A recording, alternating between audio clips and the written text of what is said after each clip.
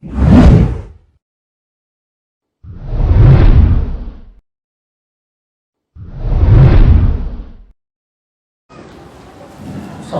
warahmatullahi wabarakatuh. Alhamdulillah, nahmaduhu wa nasta'inuhu wa nastaghfiruh wa na'udzu billahi min shururi anfusina wa min sayyiati a'malina. Man yahdihillahu fala mudilla lahu wa man yudlil fala hadiya lahu. Wa asyhadu an la ilaha illallah wahdahu la syarika lahu wa asyhadu anna Muhammadan abduhu wa rasuluh. Qala Allah ta'ala fi kitabihil karim, ya ayyuhalladzina amanu taqullaha haqqa tuqatih wa la tamutunna illa wa antum muslimun. Amma ba'd. Saudaraku seiman, ibu-ibu dan bapak sekalian, alhamdulillah kita bersyukur kepada Allah atas limpahan karunia dan nikmat yang Allah berikan kepada kita, terutama nikmat Islam dan nikmat iman. Dan nikmat iman kepada Allah adalah merupakan nikmat yang luar biasa sekali,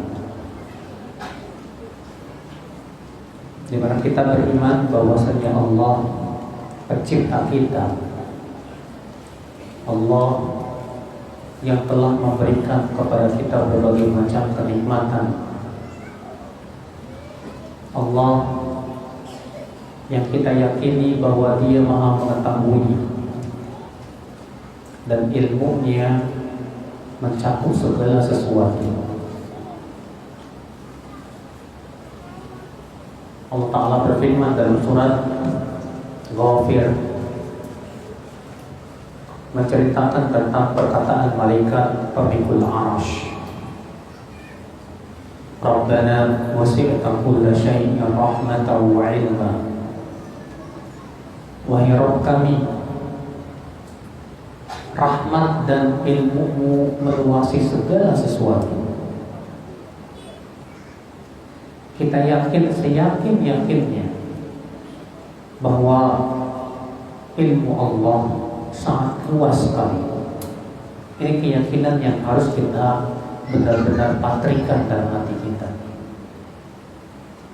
Kita yakin, seyakin-yakinnya bahwa rahmat dan kasih sayang Allah meluasi segala sesuatu. Allah lebih sayang kepada kita daripada diri kita terhadap kita. Allah lebih sayang kepada kita daripada ibu kita kepada kita. Ketika Rasulullah SAW sedang berjalan bersama sebagian sahabat, Rasulullah SAW menyebutkan dalam hadisnya, ketika itu melihat seorang ibu yang sangat menyayangi anaknya. Kata Rasulullah SAW, sesungguhnya Allah lebih sayang kepada kita melebihi ibu daripada anaknya sendiri. Berarti perbuatan Allah tidak lepas dari ilmu, tidak lepas dari kasih sayang. Dan kita pun yakin, seyakin-yakinnya Pak, bahwa Allah itu Maha Adil. Allah tidak pernah menzalimi hamba-hambanya. Allah berfirman, Innallaha la yadhlimu mithqala dzarrah. Sesungguhnya Allah tidak pernah menzalimi siapapun dari hambanya, sekecil apapun. Allah tidak pernah berbuat zalim. Makanya Allah di antara namanya apa? Al-Hakim. Al-Hakim. Apa itu Al-Hakim, Pak? Al-Hakim itu artinya yang memiliki hikmah. Allah memiliki hikmah balighah, hikmah yang luar biasa. Perbuatan Allah tidak lepas dari hikmah. Tidak mungkin Allah melakukan perbuatan sia-sia dan perbuatan Allah ada hikmah-hikmah yang luar biasa di balik itu semua. Allah berfirman dalam surat Al-Imran, Rabbana ma khalaqta hadza batila. Wahai Rabb kami, tidaklah Engkau ciptakan semua ini sia-sia. Ibu dan bapak yakin tak kepada ini? Yakin tidak Allah ilmunya meluasi segala sesuatu? Yakin tidak bahwa Allah lebih sayang kepada kita dari diri kita sendiri? Yakin. Yakin tidak bahwa Allah tidak akan pernah menzalimi hambanya? Yakin tak? Harus yakin. Maka dari itu saudaraku sekalian, semua ketentuan Allah kepada hamba-hambanya tidak akan pernah lepas dari 3 perkara tadi. Semua ketentuan yang Allah tentukan kepada hamba-hambanya tidak lepas dari ilmu Allah, tidak lepas dari rahmat dan kasih sayangnya, dan tidak lepas dari hikmah dan keadilannya.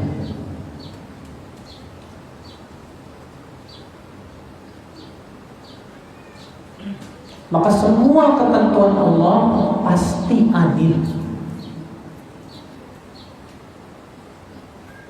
Semua ketentuan Allah pastilah di situ mengandung hikmah. Namun Pak, Ibu, perlu kita yakini bahwa ilmu kita ini sedikit. Kita hamba tidak diberikan oleh Allah ilmu kecuali sedikit. Allah berfirman, wa ma utitum minal ilmi illa qalila. Tidaklah kalian diberikan ilmu kecuali sedikit saja.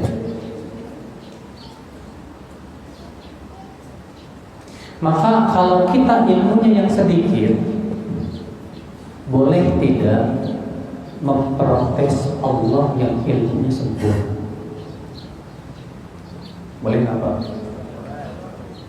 Hah? Kita ilmunya dikit, boleh nggak memprotes Allah yang ilmunya sempurna? Jangan jauh-jauh lah Pak.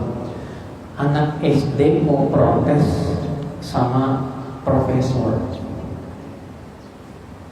pasti dianggap apa? Kamu ilmunya baru segini kok mau protes sama profesor? Ya. Kita ilmunya sedikit sekali, sedangkan ilmu Allah menguasai segala sesuatu.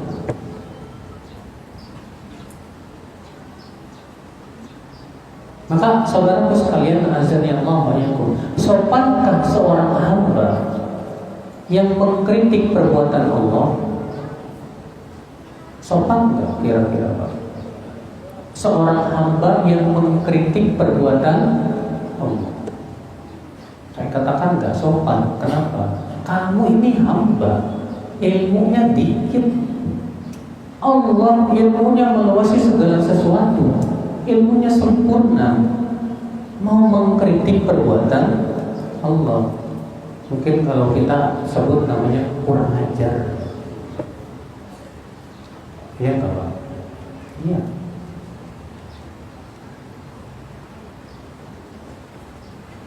Maka dari itu Pak, sebagai seorang hamba kita kepada Allah Subhanahu wa Ta'ala harus gimana dong sikapnya? Kita kan punya akal. Oke. Akalmu itu sehebat apa?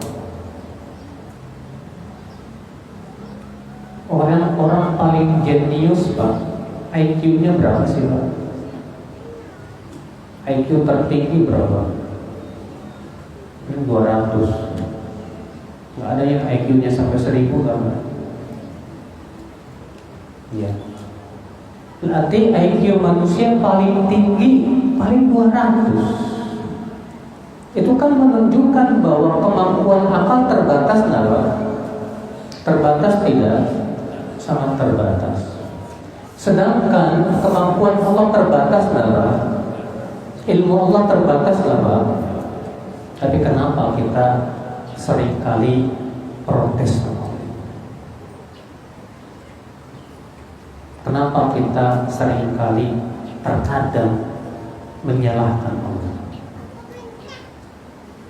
Kenapa kita seringkali berburuk sangka kepada Allah? Mungkin kita pernah minta sama Allah, berdoa sama Allah, ya Allah, ya Allah, ya Allah. Lama nggak dikabulin sama Allah. Sudah setahun nggak diijabah doanya sama Allah. Berdoa lagi, ya Allah, ya Allah, ya Allah. Udah 2 tahun nggak diijabah doanya sama Allah. Akhirnya apa Pak? Udahlah, malas saya doa lagi. Kenapa? Udah 2 tahun saya doa nggak dikabul-kabulin sama Allah. Akhirnya apa? Suuzon kepada Allah. Padahal kalau ditanya, saya mau tanya sama kamu, kamu lebih tahu Allah atau kamu? Siapa yang lebih tahu? Siapa yang lebih berilmu? Kamu atau Allah? Allah. Oke, kalau Allah yang lebih berilmu dari kita, kenapa kamu tidak serahkan saja sama Allah? Mungkin kamu berkata kepada saya, tapi kan bukankah Allah berjanji untuk mengijabah doa-doa kita? Maka kita katakan kepada dia, apakah Allah pernah berjanji dalam Al-Quran akan mengijabah doa langsung sekaligus? Apa pernah ada ayat Al-Quran dan hadis yang mengatakan kalau kamu berdoa maka Allah akan ijabah waktu itu juga? Ada? Tidak ada. Allah hanya mengatakan kalau kamu berdoa, aku pasti ijabah. Tapi Allah tidak sebutkan waktunya kapan. Ya tidak. Oke. Sekarang lebih mana? Lebih tahu siapa? Allah atau kamu? Allah. Siapa yang paling tahu kapan waktu yang paling tepat untuk mengijabah doa? Bisa jadi ketika kamu minta langsung dijabah, bisa jadi mudarat buat hidup kamu. Allah yang tahu, kamu tidak tahu. Nah ini Bapak sekalian ya, dalam kehidupan kita sering kali kita lepas kontrol. Iya, lepas tes. Sering kali kita itu lepas kontrol. Kenapa? Karena kita ingin Allah mengikuti keinginan kita, bukan kita mengikuti keinginan Allah. Yang benar yang mana nih Pak? Kita ingin Allah mengikuti keinginan kita atau kita mengikuti keinginan Allah? Yang benar yang mana? Hah? Ya Allah, tolong ijabah doa saya paling lambat 3 hari. Ya Allah, ada loh orang kayak gitu. Ada. Ya. Pengalaman dulu saya waktu tahun 2004, ada ibu-ibu datang ke rumah curhat. Dia bilang, Ustaz, saya sudah 2 tahun berdoa sama Allah nggak dikabul-kabulin. Oh, kenapa masalahnya, Bu? Waktu itu ya usaha saya hancur, ekonomi saya rusak.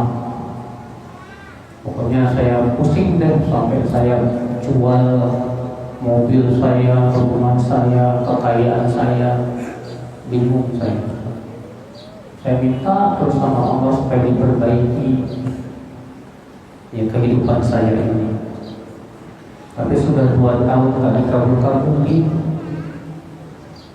5 hari yang lalu saya ngancam. Ngancam apa, Bu? Ya Allah, kalau 3 hari ini nggak dikabulin, saya nggak mau sholat. Saya sudah 2 hari nggak sholat. Ada loh, Pak, kayak gini. Ya. Saya akhirnya nanya, Bu, saya boleh nanya, Pak? Dulu waktu ibu kaya, sholat enggak? Ya terkadang sholat, terkadang enggak. Dulu waktu ibu kaya, tutup aurat enggak? Enggak. Jadi kemana aja dulu waktu masih kaya? Iya, Masya Allah. Nah inilah bagus sekalian. Ada lagi ibu setelah kajian, ada seorang ibu datang. Ibu ini ngadu, Ustaz, putri saya murtad, Ustaz. Putri saya murtad. Subhanallah, musibah berat.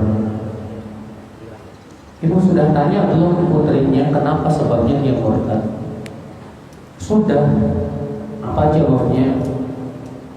Katanya dia pernah punya pengalaman buruk sama Allah. Yuk. Gara-gara dia minta sesuatu gak dijabah. Ya. Gara-gara itu murtad, Pak. Marah sama Allah, punya pengalaman buruk sama Allah katanya. La ilaha illallah. Nah inilah Pak fenomena, Pak. Kalau kita maksa Allah ngikutin keinginan kita, jadinya gitu. Kita akan kecewa karena kita menganggap bahwa seakan-akan kita lebih tahu dari Allah Subhanahu wa Ta'ala. Seakan-akan kita lebih paham maslahat diri kita dari Allah Subhanahu wa Ta'ala. Seharusnya kita sebagai seorang hamba, ya Allah, aku sudah berdoa dan selanjutnya aku serahkan kepada Engkau. Terserah Engkau aja ya Allah. Begitu seharusnya sebagai seorang hamba, saudaraku sekalian. Azza ya Allah ya. Karena apa yang kita pandang baik belum tentu di sisi Allah baik. Belum tentu di sisi Allah baik.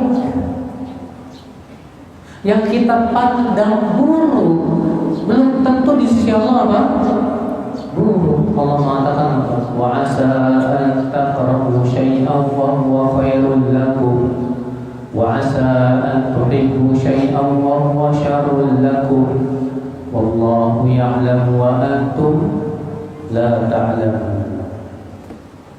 Boleh jadi kamu tidak menyukai sesuatu dan ternyata itu baik buat kamu.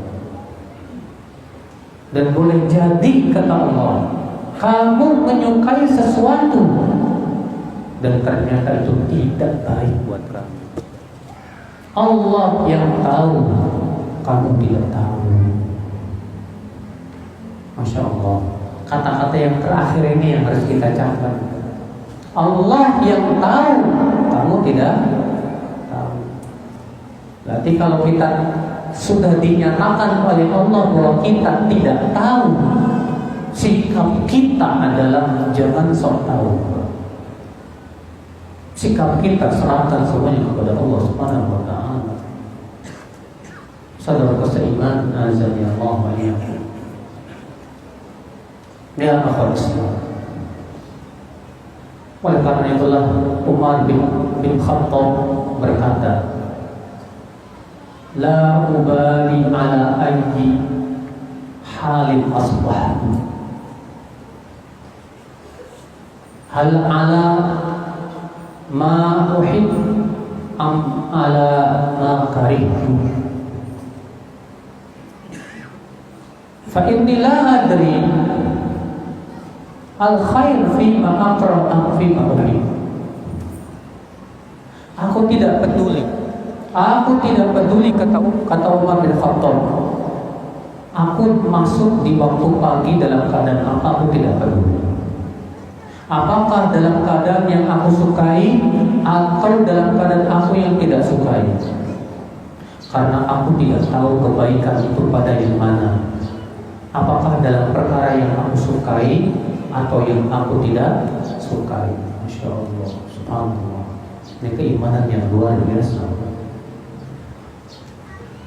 Iya. Kalau kita kan pengennya kita enak, kita senang, kita sehat. Ya tidak Pak. Kita pengennya kita ya pokoknya ya nikmat terus deh. Tapi kan belum tentu loh Pak, yang kita mau itu baik buat kita. Si fulan Allah tahu kalau dia dikasih nikmat, diluaskan rezeki, Allah tahu ini orang kalau dikasih nikmat yang luas bakalan kafir sama Allah. Akhirnya apa yang terjadi?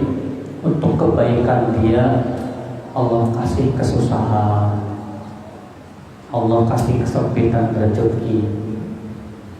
Supaya apa? Supaya dia terus kembali kepada Allah.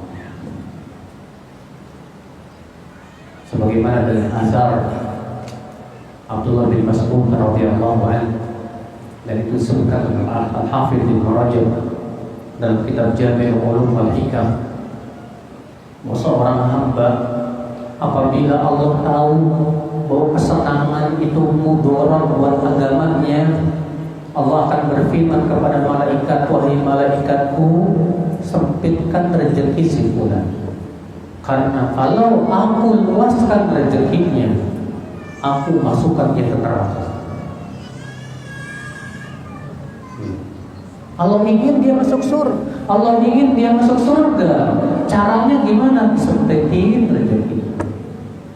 Sementara kita pengen kaya, ketika menghadapi kesempitan ngambek sama. Nah, disinilah letaknya Bapak sekalian. Makanya memang ya, ridho dengan ketentuan Allah itu berat. Menyerahkan diri kepada Allah dengan sebenar-benar penyerahan, terserah Engkau aja ya Allah, saya tetap ridho kok dengan semua ketentuan Engkau. Ini berat banget. Ya. Makanya Rasulullah SAW berdoa, Rasulullah aja minta, Rasulullah SAW minta, wa as'aluka ridha ba'dal qada. Ya Allah, aku minta kepadamu ridho setelah datangnya takdir dan ketentuan. Masya Allah, Rasulullah SAW yang imannya paling kuat loh, yang imannya luar biasa loh. Ternyata Rasulullah SAW minta sama Allah supaya diberikan keridhaan terhadap semua ketentuan-ketentuan yang baik maupun yang buruk. Mungkin kalau baik ketentuannya semua orang ridho, ya enggak? Kalau kita dikasih pilihan, diuji dengan kesenangan atau diuji dengan kesusahan, ya semua kita akan pilih, saya maunya diuji dengan apa? Kesenangan, ya kan Pak? Iya. Tapi secara kenyataan justru banyak orang yang tidak sabar dengan ujian kesenangan, Bapak. Iya tidak? Iya. Orang kalau senang, nikmat, Diluaskan gak rezekinya Pak? Rezekinya luas. Kalau rezekinya luas, buat maksiat mudah nggak Pak? Mudah. Beli HP yang mahal, yang mewah, beli lagi, beli itu. Setan membisiki, sekali-kalilah berbuat maksiat. Masa taat mulu. Iya. Belum lagi kalau kita dikasih kenikmatan, kesenangan, hati kita ini suka ada penyakit apa? Sombong, ujub. Iya. Sudah gitu, dengan banyaknya kesenangan, yang lucunya lagi Pak, merasa Allah sayang sama saya. Ini lumayan rezeki anak soleh. Ya. Akhirnya menilai sayangnya Allah kepada dirinya dengan tidaknya itu dengan apa? Kesenangan. Allah sayang kok sama saya, buktinya saya diluaskan rezekinya. Beberapa tahun yang lalu saya pernah ke Tamili Square. Iya. Setelah selesai sholat, karena di atasnya, karena di atapnya ada masjidnya. Setelah selesai sholat, saya duduk. Ya, sebentar. Kemudian datang seorang ikhwan. Assalamualaikum Ustaz. Waalaikumsalam warahmatullahi. Boleh curhat nggak Ustaz? Boleh. Allah. Saya pusing Ustaz. Kenapa? Istri saya ini Ustaz. Allah.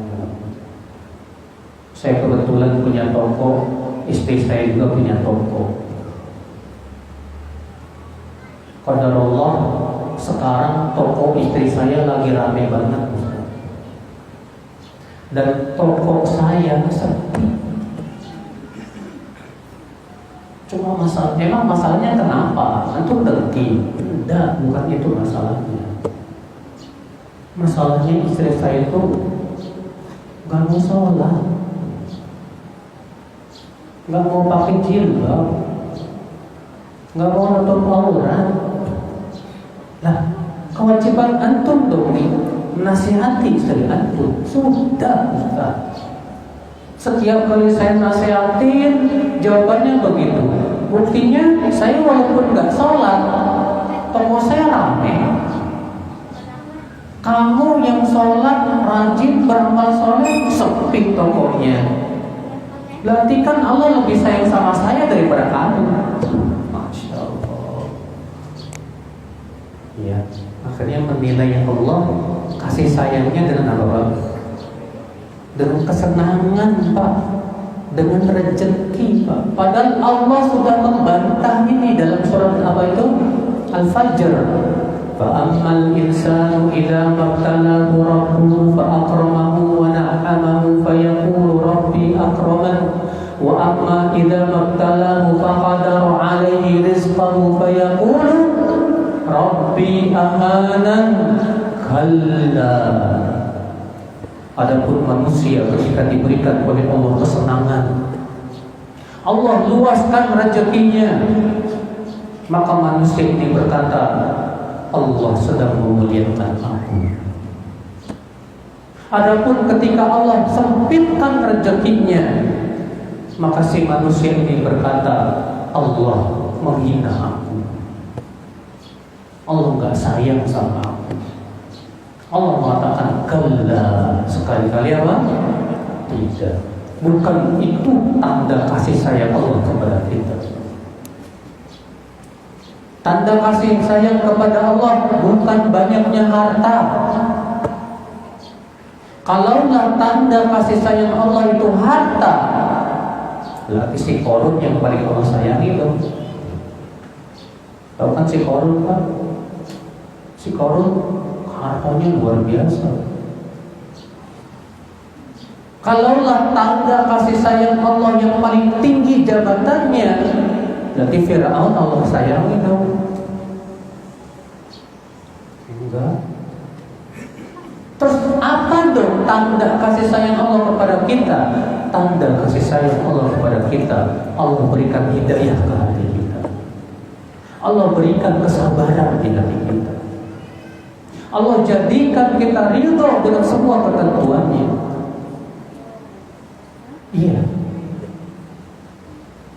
itulah tanda yang Allah berikan kepada yang kasih sayangnya. Terkadang Allah menyayangi hamba-Nya dengan cara menyusahkan, karena Allah tahu kesenangan itu bahaya untuk hidupnya. Bapak yakin tidak? Allah sayang kepada Nabi Yusuf. Allah sayang kepada Nabi Yusuf, Pak. Maka Allah sayangi Nabi Yusuf dengan cara Bapak dihindarkan dari godaan wanita-wanita bangsawan. Caranya dipenjara di bawah tanah. Bertahun-tahun Nabi Yusuf dipenjara di bawah tanah. Demi apa Allah penjarakan? Padahal kan Nabi Yusuf ini kekasih Allah, Nabi Allah yang Allah cintai, yang Allah sayangi, yang Allah pasti bela. Tapi ternyata Allah jadikan Nabi Yusuf di penjara supaya selamat dari fitnah wanita. Supaya selamat dari apa? Fitnah wanita. Masya Allah. Siapa di antara kita yang wajahnya seganteng Nabi Yusuf? Ayo. Seganteng-gantengnya kita enggak seganteng Nabi Yusuf, Pak. Nabi Yusuf tuh saking gantengnya itu, wanita-wanita bangsawan sampai gak kerasa ngiris-ngiris tangannya sendiri, Pak. Iya, bacakan ayatnya dari surat Yusuf. Sampai gak kerasa ngiris-ngiris tangannya sendiri, saking ngelihat kegantengannya Nabi Yusuf gitu, Pak. Semua wanita kalau ngelihat Nabi Yusuf pasti terfitnah. Tapi lihat Nabi Yusuf alaihissalam, Allah berikan hidayah ke hatinya. Justru Nabi Yusuf berdoa, Rabbi sijnu ahabbu ilayya mimma yad'unani ilayhi. Ya Rabb, penjara lebih aku sukai daripada ajakan para wanita itu. Maka Allah kabulkan doa Nabi Yusuf alaihissalam. Ternyata Nabi Yusuf di penjara di bawah tanah bertahun-tahun lamanya, sampai akhirnya Allah pun berikan mimpi kepada si raja. Yang itu sebab keluarnya Nabi Yusuf dari apa? Dari penjara. Yang kemudian ternyata Allah berikan atas kesabaran Nabi Yusuf kesenangan yang luar biasa. Subhanallah. Saudaraku sekalian, azannya Allah. Lalu gimana dong Ustaz caranya supaya kita ridho dengan ketentuan Allah? Berat. Tentunya Pak, agar kita ridho dengan ketentuan Allah Subhanahu wa taala, yang pertama yang harus kita lakukan adalah menguatkan keyakinan kita kepada Allah. Kuatkan keyakinan kita kepada Allah seyakin-yakin bahwa Allah tak mungkin menzalimi hamba-hamba, bahwa Allah sangat sayang kepada hamba-Nya melebihi sayangnya seorang ibu kepada anaknya, bahkan melebihi sayangnya diri kita kepada kita sendiri. Yakini Pak bahwa semua ketentuan Allah itu adil, penuh hikmah, bijak. Kalau kita yakin itu Pak, seyakin-yakinnya, maka saya yakin Bapak akan menjadi hamba yang betul-betul apa? Menyerahkan diri kepada Allah, yang ridho dan ketentuan Allah. Subhanallah. Cuma masalahnya di sini, Pak. Yang kita khawatirkan, Pak, saya, antum semua, yang kita khawatirkan itu keyakinan kita kepada Allah yang lemah, itu dia. Kalau keyakinan kita kepada Allah lemah, pasti apa? Ridhonya kepada ketentuan Allah pun lemah. Kalau keyakinan kita kepada Allah lemah, seringkali itulah Pak muncul suudon kepada Allah, berburuk sangka kepada Allah, tidak ridho dengan ketentuan Allah, bahkan naudzubillah marah-marah dengan takdir yang ia tidak sukai. Kenapa? Lemahnya keyakinan. Kita tidak usah khawatir. Allah tidak perlu khawatir Allah tidak menepati janjinya. Gak mungkin. Allah pasti menepati apa? Janji. Yang kita khawatirkan itu keimanan kita sama Allah Subhanahu wa Ta'ala. Makanya, ya akhi, kenapa para nabi dakwahnya yang pertama kali tentang tauhid, tentang keimanan. Tujuannya ini, tumbuh keyakinan kepada Allah yang kuat, tumbuh betul-betul jiwa yang benar-benar taslim, siap diatur oleh Allah, siap diatur oleh Allah Subhanahu wa Ta'ala. Saya mau tanya Bapak Ibu, siap nggak diatur sama Allah? Ya, lisan sih ngomong siap. Ya, siap nggak diatur sama Allah? Siap. Oke. Tahu-tahu dikasih ujian sama Allah. Nah, makanya Allah berfirman apa? Alif Lam Mim. Ahasiban nasu an yutraku an yaqulu amanna wa hum la yuftanun. Wa laqad fatanna alladziina min qablihim fala ya'lamanna alladziina shadaqu wa la ya'lamanna al-kadhibin. Alif Lam Mim. Apakah manusia mengira akan dibiarkan berkata kami beriman sementara ia tidak diuji? Sungguh kami telah uji orang-orang sebelum kalian. Dengan ujian itu kami tahu siapa yang imannya jujur dan siapa yang imannya dusta. Bapak pernah baca kisah penyihir Fir'aun yang ketika itu para penyihir menantang Nabi Musa? Apa kata para penyihir? Ya Musa, imma an tulqiya wa imma an nakuna nahnu al-mulqin. Hai Musa, silakan siapa dahulu yang melemparkan? Kamu dulu yang melempar atau kami yang melempar? Apa kata Nabi Musa? Qala alqu. Silakan kalian duluan yang melempar. Ya. Apa yang terjadi? Mereka pun melemparkan tali-tali mereka. Dan disihirlah bahwa itu seakan-akan apa? Ular. Apa kata Allah? Wa auhayna ila Musa an alqi 'asak. Dan kami wahyukan kepada Nabi Musa, lemparkan tongkatmu. Apa yang terjadi, Pak? Nabi Musa melemparkan tongkatnya, berubah langsung jadi ular yang besar dan memakan ular-ular sihiran itu. Para penyihir ketika melihat tongkat berubah jadi ular, tidak mungkin ini sihir. Dan itu ularnya beneran. Apa yang terjadi, Pak? Tahulah, yakinlah bahwa dakwah Nabi Musa ini memang benar, hak. Apa yang terjadi? Mereka langsung sujud. Mereka beriman kepada Allah. Amanna bi Rabbi Musa wa Harun. Kami beriman kepada Rabbnya Musa dan Harun. Masya Allah. Tapi ada tapinya, Pak.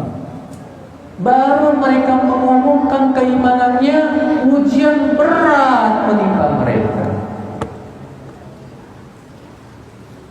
Apa ujiannya, Pak? Fir'aun marah.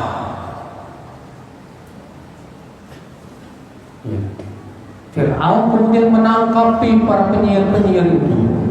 Dituduh para penyihir itu bersekongkol dengan Nabi Musa alaihissalam. Apa kata Fir'aun? La uqatti'anna aydiyakum wa arjulakum min khilaf, thumma la usallibannakum ajma'in. Aku akan potongi tangan dan kaki kalian secara bersilang, dan aku akan salib kalian semuanya itu. Tapi yang luar biasanya nih, Pak, para penyihir ini nggak bergeming imannya. Diancam mau dipotong tangan sama apa? Kakinya, nggak bergeming keimanannya, Pak. Mereka malah berdoa, Rabbana afril alaina sabra. Wahai Rabb kami, kuatkan kesabaran kami menghadapi ujian ini. Baru beriman udah langsung diuji. Masya Allah. Ada nggak di antara antum baru hijrah, taubat langsung datang ujian? Banyak, terkadang. Tapi ujiannya nggak seberat para penyihir Fir'aun itu, Pak. Dia baru beriman, misalnya ya, ada orang taubat dari bekerja yang haram. Dia tinggalkan lembaga yang haram. Saya mau taubat. Dia tinggalkan. Dihadapkan permasalahan. Saya nyari duit di mana? Kerja sini, dagang sini, gagal. Dagang situ, gagal. Pusing. Saya mau taubat, Ustaz, mau hijrah, mau tinggalkan riba, tapi saya dihadapkan kepada kesusahan, kesempitan hidup. Gimana, Ustaz? Kita katakan, ya akhi, ujian antum tidak lebih berat daripada penyihir Fir'aun. Penyihir Fir'aun saat memproklamirkan keimanan mereka langsung dapat ujian berat banget. Dihadapkan ancaman yang mengerikan. Antum nggak diancam sampai begitu? Kenapa tidak berdoa seperti doanya penyihir Fir'aun? Ya Allah, kuatkan kesabaran kami di atas apa? Hijrah dan keimanan. Jadikan kami ridho dengan ketentuan. Memang itu resiko. Nah, di sini saudaraku sekalian, azan ya Allah ya punya. Jadi keyakinan kepada Allah jadilah seperti keyakinan penyihir Fir'aun. Walaupun berat ujian yang harus dia hadapi, yang mereka hadapi, tidak peduli. Demi keridhaan Allah, ujian jadi ringan, musibah jadi ringan. Kenapa? Yakin. Makanya Rasulullah SAW doanya apa? Allah maqsim li min khasyatika ma ta'ulu bihi bainana wa baina ma'siyatik, wa min ta'atika ma tuballighuna bihi jannatak, wa minal yaqin ma tuhawwinu bihi alaina masa'ibad dunya. Ya Allah, berikanlah kepadaku rasa takut kepada Engkau yang mencegahku untuk memaksiatimu. Berikan kepadaku ya Allah ketaatan kepadamu yang akan menyampaikan aku ke dalam surga. Dan berikan aku keyakinan ya Allah yang membuat ringan kepadaku musibah-musibah dunia. Doa Yang Rasulullah SAW apa? Minta. Rasulullah padahal orang yang paling yakin Bapak, tapi tetap minta kepada Allah, berikan aku ya Allah keyakinan. Dengan keyakinan itu menyebabkan musibah-musibah dunia jadi ringan ya Allah. Keyakinan letaknya ada pada keyakinan kita. Makanya kalau kita mudah suudzon sama Allah, mudah ngeluh sama orang, dan seakan-akan sebagian orang tuh begini Pak, kalau mengeluh sama orang rasanya hati saya plong, tapi kalau mengeluh sama Allah kok nggak plong-plong. Aneh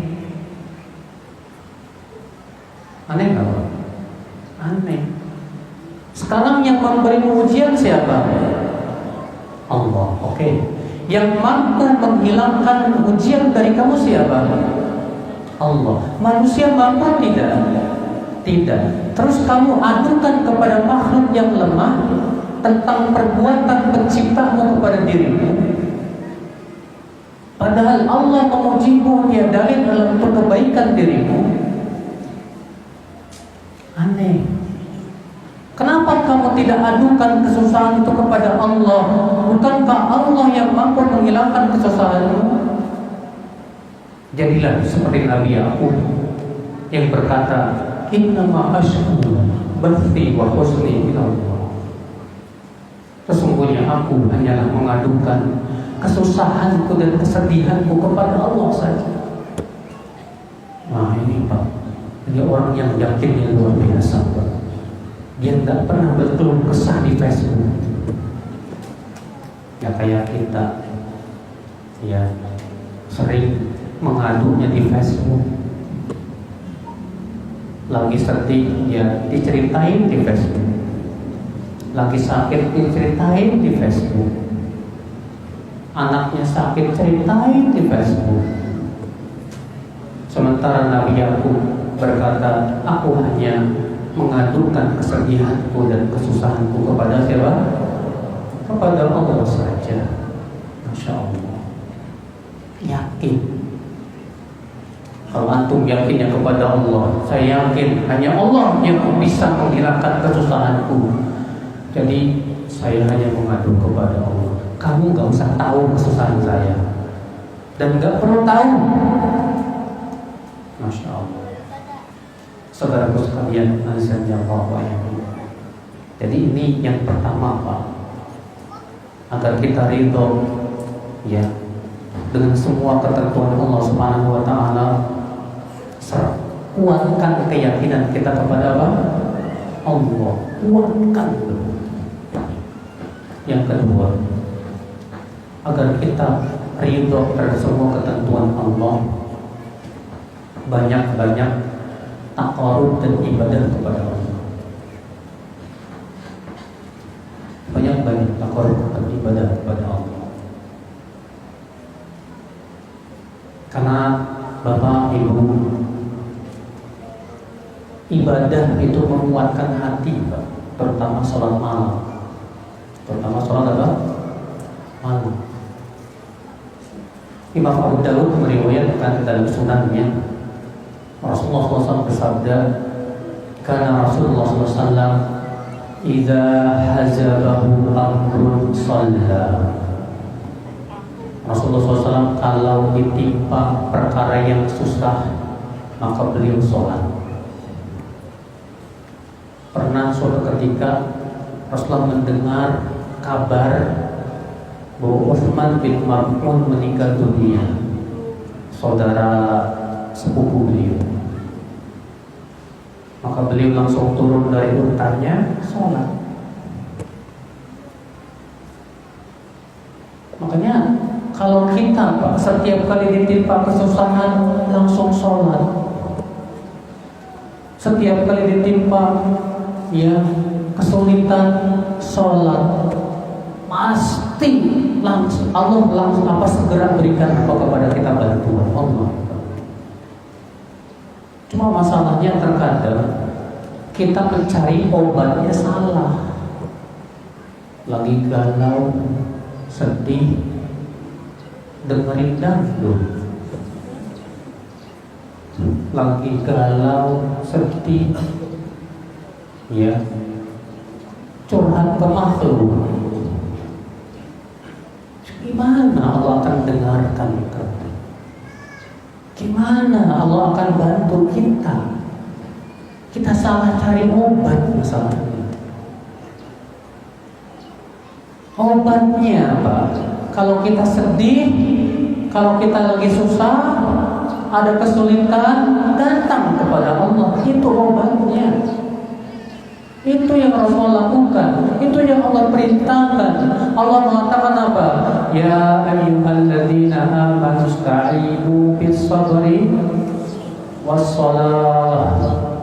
Hai orang-orang yang beriman, minta bantuanlah dengan melalui sholat dan sabar, dengan sabar dan sholat. Minta bantuan dengan sabar dan sholat. Syekhul Islam Taimiyah bahkan Bapak tahu, pernah dengar Syekhul Islam Taimiyah? Beliau kalau baca buku nggak paham apa maksudnya ini, langsung sholat. Minta kepada Allah kemudahan. Ya Allah tolong pahamkan ya Allah. Setelah selesai sholat, beliau baca lagi. Gak paham juga sholat lagi. Sampai Allah pahamkan. Bayangkan.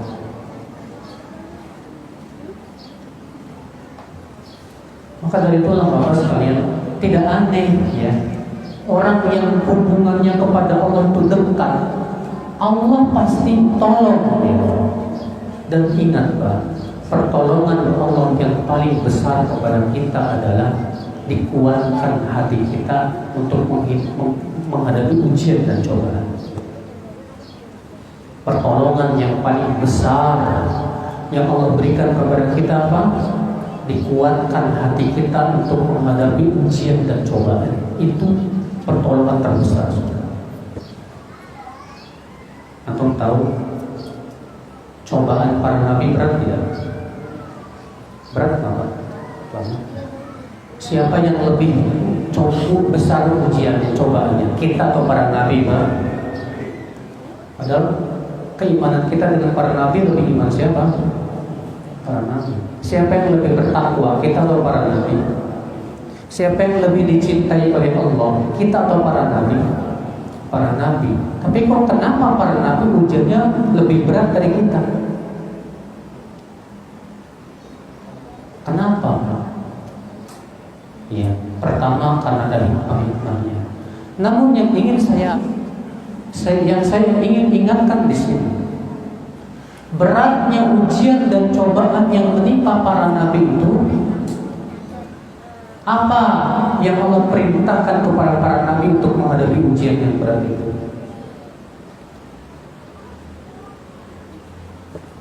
Ibadah.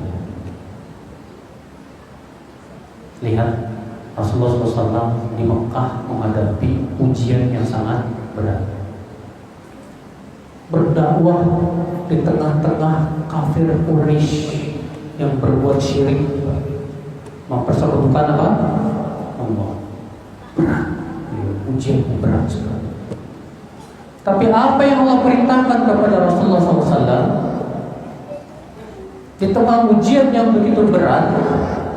Allah perintahkan Rasulullah untuk sholat malam. Ya ayyuhal muzammil qumil laila illa qalila nisfahu aw inqus minhu qalila aw zid alaihi warattilil qur'ana tartila inna sanulqi alaika qawlan thaqila inna nasyi'atal laili hiya asyaddu wata'an wa aqwamu qila. Lihat surat Al-Muzammil. Wahai yang berselimut, bangunlah di waktu malam kecuali sedikit, setengahnya atau kurangi lagi sedikit, atau tambah lagi dan bacalah Al-Quran secara tartil. Sesungguhnya kami akan memberikan kepada engkau beban yang berat, yaitu membawa risalah. Dan sesungguhnya ibadah di waktu malam lebih mengokohkan hati dan ibadah yang paling baik. Allah. Ternyata apa? Senjatanya para nabi dan rasul sholat malam, ibadah kepada Allah. Ya. Makanya kalau hubungan kita dekat dengan Allah, ketika ditimpa musibah kita semakin dekat kepada Allah. Allah pasti bantu kita, pasti. Terutama apa? Ibadah itu kita perbanyak saat kita senang. Saat kita senang, perbanyak ibadah kita, doa kita. Supaya apa? Supaya ketika kita susah Allah bantu kita. Abu Ya'la meriwayatkan dalam musnadnya, Rasulullah SAW bersabda, ta'arraf ila Allahi fir raha ya'rifka fi syiddah. Kenali Allah di saat senang, niscaya Allah akan kenali kamu di saat apa? Susah. Oh iya. Kenali Allah di saat senang. Nah, sekarang kita alhamdulillah di senang nih, Pak. Mungkin di antara antum sekarang ini banyak yang sedang diberikan oleh kenikmatan. Sekarang kita perbanyak apa? Taqarrub, ibadah, doa, baca Quran, ingat pada Allah, zikir dan yang lainnya. Ta'arraf ila Allah fi raha. Kenali Allah di saat senang, kata Rasulullah SAW. Ya arifka fi syiddah, niscaya Allah akan kenali kamu di saat susah. Sekarang saat senang lupa sama Allah, saat susah baru ingat sama Allah. Gimana Allah bantunya? Kenali Allah saat senang. Nah ini saudaraku, ini yang kedua, supaya ya kita bisa ridho dengan ketentuan Allah. Banyak-banyak taqarrub, banyak-banyak ibadah, banyak-banyak ingat sama Allah, kenali Allah. Alhamdulillah, puja Allahumma shalli ala Muhammad.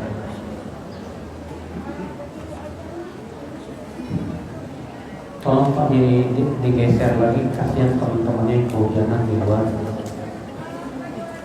Silakan yang di luar agak masuk. Yang ini dipenuhi di belakang kosong. Di belakang kosong. Silakan masuk aja.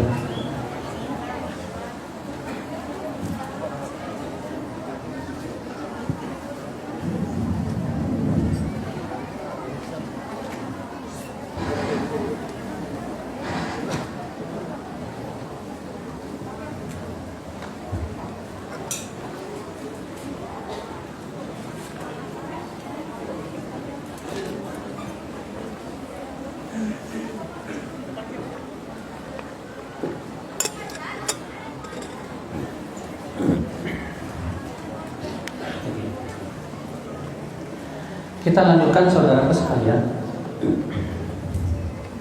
Ini cara yang kedua agar kita ridho dengan ketentuan Allah, banyak-banyak mendekatkan diri kepada Allah Subhanahu wa taala. Yang ketiga, agar kita ridho dengan ketentuan Allah, sering-sering melihat kepada yang lebih susah hidupnya dari kita. Selalulah melihat orang yang lebih susah hidupnya dari kita, supaya kita bersyukur kepada Allah. Rasulullah SAW bersabda, "Unzuru ila man huwa asfala minkum, wa la tanzuru ila man huwa fawqakum, li'alla tajdaru ni'matallahi 'alaikum." Lihatlah oleh kalian kepada yang lebih susah hidupnya dari kalian, dan jangan kalian lihat kepada orang yang lebih senang hidupnya dari kalian, supaya kalian tidak menganggap remeh nikmat Allah kepada kalian. Oh iya. Makanya apa? Kalau bergaul itu jangan cuma sama orang kaya Antum kalau gaulnya sama orang kaya terus, antum tidak bisa merasakan kenikmatan yang Allah berikan sama antum. Antum kalau gaulnya orang kaya terus, orang kaya punya mobil, punya motor mewah, dan yang lainnya. Saya mau beli motor aja susah. Akibatnya apa? Yaitu seringkali muncul suuzon kepada, kenapa kok si fulan dikasih nikmat yang lebih, saya kok kurang.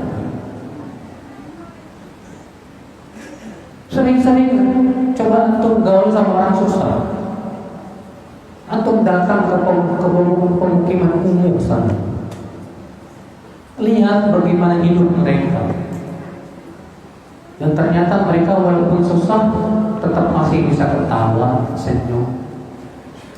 Mereka biasa-biasa aja, padahal hidupnya apa? Susah, Pak. Subhanallah. Coba, ya, subhanallah. Saya kenal dulu di Gorontalo itu ada seorang bupati, dia orangnya soleh, masya Allah. Saya pernah ketemu di Jakarta waktu ada acara, dan bupati ini anak muda sudah ngaji juga, dan dia masya Allah, dia cerita, saya ingin Ustaz, anak-anak buah saya merasakan bagaimana susahnya orang miskin. Maka saya tugaskan secara bergiliran setiap Sabtu dan Minggu, saya suruh nginep mereka di rumah orang miskin. Benar, disuruh nginep di rumah orang miskin dan melihat bagaimana kehidupan mereka langsung. Dan subhanallah Ustaz, hasilnya luar biasa. Mereka jadi sadar diri, mereka jadi ikut berderma dan yang lainnya. Masya Allah. Nah itu Pak, makanya disebutkan dalam asar Rasulullah SAW lebih senang bergaul dengan orang miskin. Bahkan Rasulullah minta kepada Allah supaya dijadikan cinta kepada orang miskin. Ya. Rasulullah diantaranya berdoa apa? Ya, wahub bani masakin, ya Allah, aku mohon kepada Engkau cinta kepada orang miskin. Karena kalau kita cintanya sama orang miskin, itu menunjukkan ketahuan Tuhan.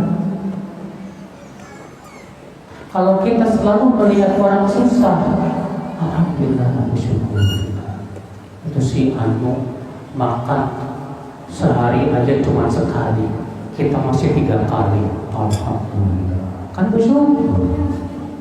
Tapi kalau antum gaulnya sama orang kaya terus, aduh enak-enak ya mereka makannya, susah kita bersyukur. Nah sini dari masalah dunia, ingat masalah dunia, gaul lihatlah kepada yang susah hidupnya dari. Tapi dalam masalah akhirat sebaliknya, dalam masalah akhirat lihat kepada yang lebih dari kita. Kalau kita terkadang kebalik. Masalah akhirat kita ngelihat yang lebih rendah. Mendingan saya sholat daripada si fulan nggak sholat. Akhirnya mencukupkan diri. Salah Pak. Kalau antum sudah bisa sholat 5 waktu, alhamdulillah. Coba lihat si fulan bisa sholat sunnah. Bukan cuma sholat 5 waktu, sholat sunnah mereka lakukan, tahajud mereka lakukan. Coba kamu bisa nggak seperti dia? Kalau akhirat lihat kepada yang lebih hebat dari kita. Tapi urusan dunia lihat kepada yang paling lebih susah hidupnya dari kita. Supaya apa kata Rasulullah? Itu li'alla tazdaru nikmatallahi alaikum, supaya kamu tidak meremehkan nikmat Allah atas kamu. Nah, saudaraku sekalian, azan Allah bayang. Ini cara yang ketiga, bahwa agar kita bisa ridho dengan ketentuan Allah, yaitu lihat kepada yang lebih susah hidupnya dari kita. Cara yang keempat, agar kita ridho dengan ketentuan Allah Subhanahu wa Ta'ala, yaitu berusaha mengetahui hikmah-hikmah di balik ujian dan cobaan. Kita semua yakin bahwa ujian dari Allah, dan pastilah di balik itu semua ada hikmah-hikmah yang Allah inginkan. Berapa banyak hikmah-hikmah yang terkadang kita baru sadar setelah lewatnya ujian. Dari situ kita sadar, Masya Allah, ternyata besar sekali hikmah dari kasih ujian. Ada teman saya, Pak, saya sudah lama gak ketemu. Saya waktu dakwah di Malang, Jawa Timur itu ketemu sama dia. Sekarang alhamdulillah sudah punya usaha. Iya, itu omsetnya Masya Allah. Dia cerita ke saya, Ustaz, saya punya usaha nikmat ini setelah 15 tahun ancur-ancuran, jatuh bangun, sampai rumah saya jual, sampai istri saya meninggal, sampai saya pernah suzon sama. Tapi subhanallah, rupanya dari semua kegagalan itu selalu saya ambil pelajaran dari situ. Sehingga dari kegagalan dalam usaha, ujian ini membuat saya semakin matang di dalam berbisnis. Saya banyak pengalaman. Oh, ini kesalahan saya pelajari lagi. Oh, ini kesalahan saya perbaiki lagi. Alhamdulillah, sekarang usaha saya enak, omset saya miliar dan yang lain. Ternyata apa? Allah berikan padanya ujian dari ujian supaya ada hikmah-hikmahnya di situ. Diambil hikmah-hikmah semua itu. Ya, Masya Allah. Makanya dari itu ya, setidaknya ujian yang menimpa kita itu menggugurkan dosa, alhamdulillah. Setidaknya ujian yang menimpa itu mengangkat derajat, alhamdulillah. Bapak dikasih sakit, wallahi dengan sakit itu berapa banyak maksiat yang kita tinggalkan. Ya tidak. Saat kita sakit, kita hilang syahwat kita, sehingga kita tinggalkan maksiat.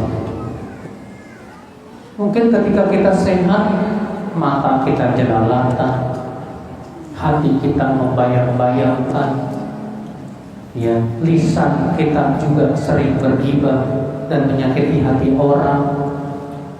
Tapi ketika kita sakit, subhanallah, Allah hindarkan juga itu semua. Cuma masalahnya apa? Penyakitnya kita apa? Penyakitnya kita itu suka menghitung-hitung musibah dan melupakan nikmat. Itu penyakitnya. Ya. Al-Imam Al-Hasan Al-Basri ketika menafsirkan firman Allah dalam surat Al-Adiyah, Allah Ta'ala berfirman, innal insana li rabbihi lakanud. Sesungguhnya manusia itu kepada Rabbnya kanud. Apa kata Al-Hasan Al-Basri menyebutkan tentang makna kanud? Makna apa? Kanud, kata beliau, huwallazi ya'uddul masa'ib wa yansa ni'am. Yaitu orang yang suka menghitung-hitung musibah dan melupakan nikmat. Yang diingat-ingat musibahnya, Sementara nikmat yang sangat banyak dia lupa. Orang seperti ini saya yakin tidak akan bisa mensyukuri nikmat Allah. Karena yang dia ingat-ingat cuma musibah. Padahal nikmat yang Allah berikan kepada dia sangat banyak sekali. Allah berfirman, wa in ta'uddu nikmatallahi la tuhsuha. Jika kamu menghitung-hitung nikmat Allah, kamu tidak akan bisa menghitungnya. Nah, saudaraku sekalian, jadi dari itu ya, itulah diantara cara-cara agar kita bisa ridho dengan ketentuan Allah Subhanahu wa Ta'ala. Bapak sekalian, seorang hamba harus siap untuk diatur oleh Allah. Seorang hamba harus berani dan siap memproklamirkan kepada Allah, ya Allah, aku serahkan semuanya kepada Engkau. Terserah Engkau saja ya Allah. Aku siap diatur oleh Engkau ya Allah. Namun tentunya Pak, jangan sampai kita minta agar Allah menguji kita, jangan sampai. Ingat ya, jangan minta ujian sama Allah, jangan. Nah, betul, kita wajib menyerahkan diri kita kepada Allah. Kita ridho dengan ketentuan Allah, tapi juga jangan sampai minta ujian sama Allah, jangan. Memang betul Pak, ujian itu menggugurkan dosa, soalnya. Memang betul ujian itu mengangkat derajat sohih. Memang betul ujian buat seorang mukmin adalah adab yang Allah percepat di dunia sebelum di akhirat, dan di akhirat dia tidak akan diadab lagi. Karena Rasulullah SAW dalam hadis yang Ibnu Abu Daud, Imam Ahmad dan yang lainnya, beliau bersabda, "Idza aradallahu bi'abdin khairan," apabila Allah menginginkan kebaikan kepada seorang hamba, ajalal uqubata fid dunya, Allah percepat sanksinya di dunia. Wa idza aradallahu bi'abdin syarra, apabila Allah menginginkan keburukan kepada seorang hamba, amsaka bidambi, Allah biarkan dia dengan dosanya, tidak diberikan sanksi. Hatta yuwafihu yaumal qiyamah, hingga Allah berikan semua sanksinya nanti di akhirat. Dari itu Pak, kalau Bapak kita ini dikasih ujian, sakit, kesusahan, bersyukurlah kepada Allah. Kenapa? Karena itu hakikatnya sanksi yang Allah percepat di dunia. Di akhirat udah bebas kita. Tapi kalau kita berbuat dosa nih, kita berbuat maksiat, ternyata dikasih sama Allah semangat. Wah, tambah maksiat, tambah banyak nikmat. Kalau antum seperti itu, musibah. Berarti antum termasuk orang yang tidak Allah inginkan kebaikan. Karena Rasulullah mengatakan dalam hadis tersebut, apabila Allah menginginkan keburukan kepada seorang hamba, Allah biarkan dia dengan dosanya, dibiarkan sampai Allah berikan semua sanksinya di mana? Di akhirat. Tapi juga nggak boleh berdoa seperti ini, Allah percepatlah semua sanksi, ya buatku di dunia aja, biar nanti di akhirat aku gak disiksa lagi. Ini pun jangan. Imam Muslim meriwayatkan dalam sahihnya, dan juga Imam Al-Hakim dalam Mustadraknya, bahwasanya Rasulullah SAW menjenguk seorang sahabat yang sudah lama sakit, sudah lama sakit. Kemudian Rasul bertanya, hal sa'altallaha syai'an, apakah kamu pernah minta kepada Allah sesuatu? Kata si sahabat ini, "Iya ya, wahai Rasul, apa permintaan?" Kata dia, "Ya Allah, semua sanksi yang hendak kau berikan aku di akhirat, tolong percepat untuk itu." Apa kata Rasulullah? "Subhanallah, innaka lan tutiqa dzalik." Kamu tidak akan mampu itu. Halla sa'alta Allah, kenapa kamu tidak minta? Allahumma atina fid dunya hasanah wa fil akhirati hasanah wa qina adzabannar. Akhirnya si sahabat ini pun mengucapkan doa ini, Pak. Allah sembuhkannya. Masya Allah. Ikhwatul Islam azza wa jalla. Kemudian di antara apa yang kelima, yang keempat atau yang kelima saya lupa. Yang kelima, agar Allah jadikan ridho dan ketentuan Allah Subhanahu wa taala, yaitu doa, banyak berdoa, banyak minta kepada Allah.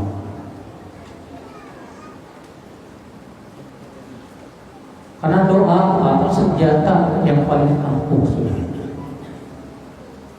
Pergunakan senjata itu untuk terus minta kepada Allah. Di antara yang Rasulullah SAW ajarkan doanya tadi, wa as'aluka ridha ba'dal qada. Ya Allah, aku mohon kepada Engkau ridho untuk menerima ketentuan yang Kau berikan kepadaku, ya Allah.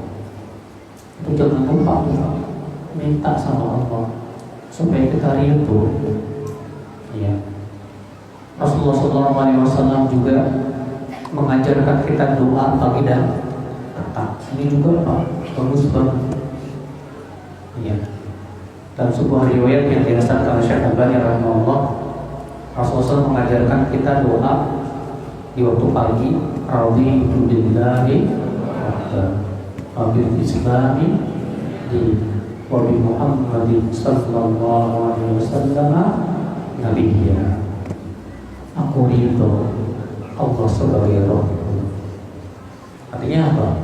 Aku ridho Allah sebagai Tuhanku.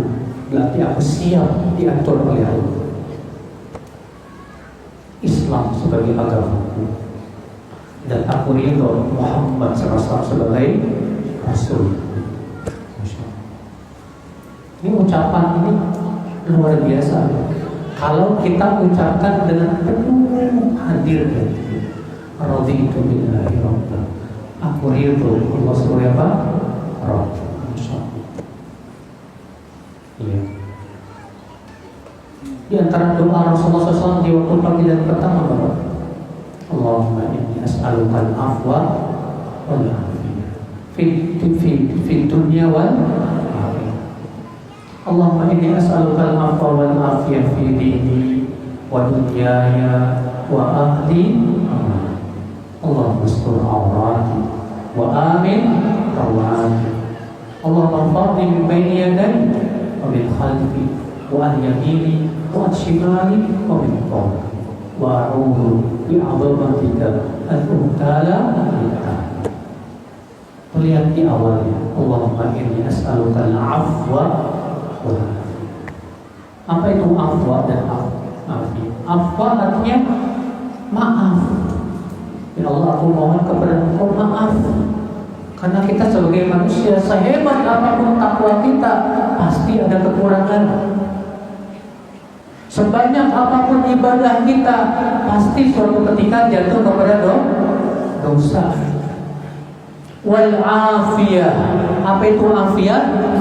Keselamatan di dunia dan akhirat. Allahumma inni as'aluka al-'afwa wal afiyah fi dini wa dunyaya wa ahli wa mali. Masya Allah. Antum kalau jangan lupa sama doa ini, karena ini doa luar biasa sekali. Ya. Lihat doa-doa Rasulullah SAW. Kalau kita perhatikan doa-doa Rasulullah SAW, ya, memberikan kepada kita ketentraman apa? Hati. Ya. Nah, saudaraku sekalian, lalu apa buah yang dihasilkan dari ridho terhadap ketentuan Allah.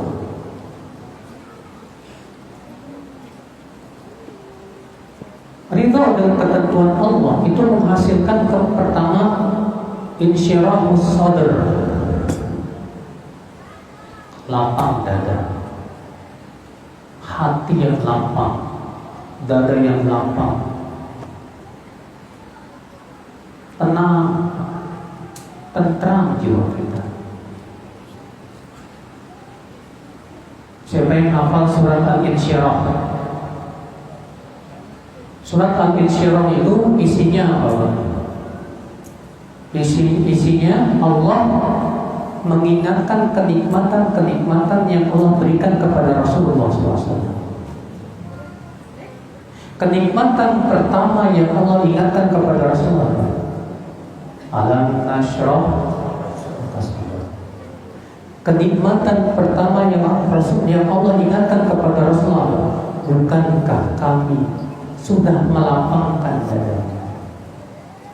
Ternyata kelapangan dada itu nikmat yang sangat apa? Orang kalau dada lapang dada, Pak, Masya Allah, sabarnya kuat, jiwanya pemaaf, hatinya tenang, tentram. Itu kalau lapang dada itu Masya Allah. Ketika menghadapi ujian cobaan, sabar, lapang dada. Tapi kalau orang dadanya sempit, hatinya sempit, nggak sabaran, pemarah, koret alias seperti itu, ya kan? Itu akibat daripada apa? Sempitnya hati, kesempitan dada.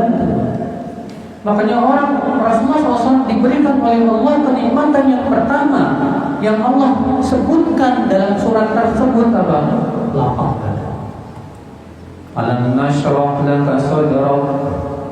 Bukankah kami sudah lapangkan dada? Bapak kalau hatinya dada, hatinya lapang, Masya Allah. Kesalahan istri Bapak maafkan, Bapak. Saya sadar kalau kamu manusia sama dengan saya. Itu menunjukkan lapang dada Bapak. Tapi kalau Bapak dikit-dikit marah, temperamenan, dikit-dikit marah, gelas jatuh marah, ini marah, itu menunjukkan kesempitan apa? Al-Imam Ibnu Qayyim menyebutkan ada 15 sebab kelapangan dada. Saya tidak akan sebutkan di sini. Itu butuh tablik akbar yang kedua. Di antaranya yang terbesar apa? Tauhid.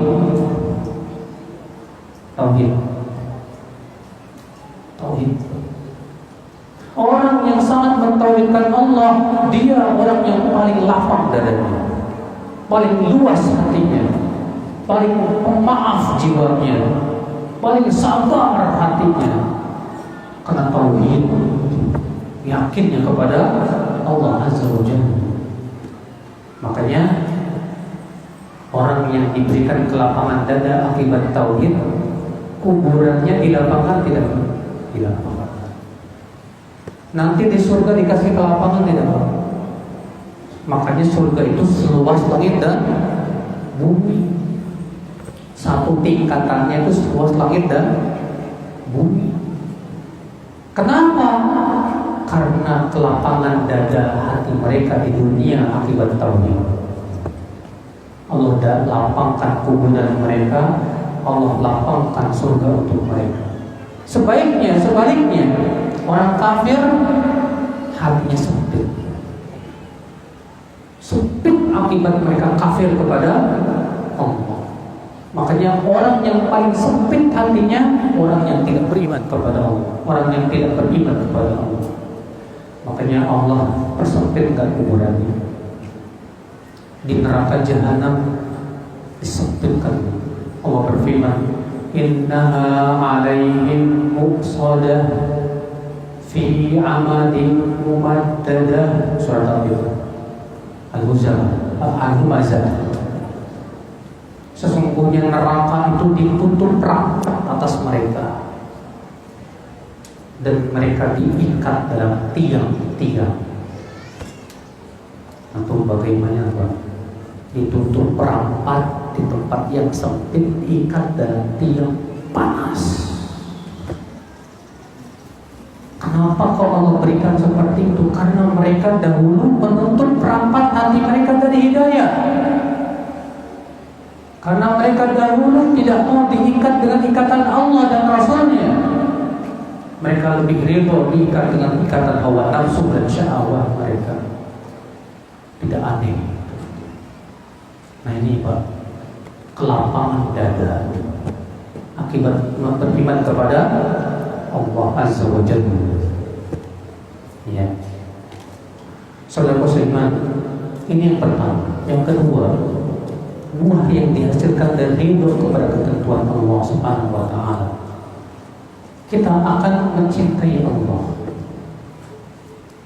Kita akan mencintai Allah Subhanahu wa Ta'ala. Makanya orang yang paling ridho dengan ketentuan Allah, dia yang paling cinta kepada Allah. Semakin seseorang tidak ridho dengan ketentuan Allah, semakin dia tidak cinta kepada Allah. Dan orang kalau sudah sangat cinta Allah, Pak, maka orang ini tidak ada yang lebih lezat dalam hidupnya dari ibadah kepada Allah. Makanya kalau antum merasa lezat, kok saya kalau sholat nikmat banget Ustaz, Masya Allah, Alhamdulillah, itu tandanya kamu cinta sama Allah.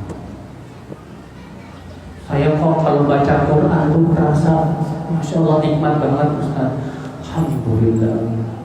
Itu pemberian yang Allah berikan yang luar biasa. Maka pertahankan. Cuma masalahnya mempertahankannya berat. Allah sudah kita kasih kenikmatan baca Quran. Gara-gara mata kita dijelalatan, yang nonton yang enggak ngeliatin cewek-cewek cantik, dicabut sama Allah kenikmatan baca Quran. Maka dari itu maka sekalian hati-hati. Ini yang kedua, cinta kepada Allah. Yang ketiga apa? Hasan. Apa buah daripada ridho dan ketentuan Allah apa? Yaitu tunduk dan patuh yang luar biasa kepada Allah. Tunduk dan patuh yang luar biasa kepada Allah. Dia lebih rela diatur oleh Allah daripada diatur oleh hawa nafsunya. Dia lebih gembira dengan aturan Allah daripada aturan syahwat. Dia lebih ridho, ya, makanya dia akan menjadi hamba yang sangat patuh dengan Allah. Kenapa? Kan hatinya ridho semua dengan ketentuan Allah Subhanahu wa Ta'ala. Makanya orang yang kepatuhannya kurang akibat kurangnya ridho dia dengan ketentuan Allah. Orang yang suka berbuat maksiat akibat lebih pasrah dirinya kepada syahwat dia, dan dia tidak pasrah kepada Allah Subhanahu wa Ta'ala. Makanya dari itulah saudaraku sekalian, azan ya Allah ya. Tadi saya bertanya, siap nggak diatur sama Allah? Semua kita alhamdulillah berkata saya siap Ustaz. Namun aplikasinya tidak mudah. Iya. Ketundukan, kepatuhan, kepasrahan, mengikuti ridho hati kita kepada Allah Subhanahu wa Ta'ala.